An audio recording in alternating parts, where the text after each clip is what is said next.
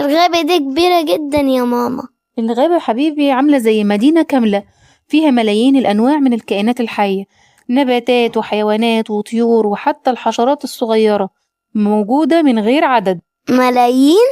أيوة، في بعض الغابات الاستوائية ممكن تلاقي فيها أكتر من 400 نوع شجر في مساحة صغيرة جدا، وده اسمه التنوع البيولوجي. والتنوع البيولوجي ده مهم جدا علشان التوازن الطبيعي يفضل مستقر. طيب وهي بتساعد في ايه تاني؟ الأشجار والنباتات اللي موجودة فيها بتمتص الكربون دايوكسيد أو غاز ثاني أكسيد الكربون، والغاز ده المفروض إن هو نسبته لما بتزيد بيزود درجة حرارة الأرض، فده هيخفف من تغير المناخ ويمنع حدوث الاحتباس الحراري. يعني من غير الغابات الدنيا تبقى حر؟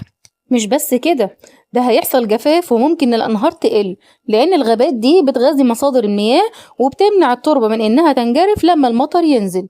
يعني لو أنا زرعت الشجرة كده بساعد الناس؟ انت مش بس بتساعد الناس، انت بتساعد الكوكب.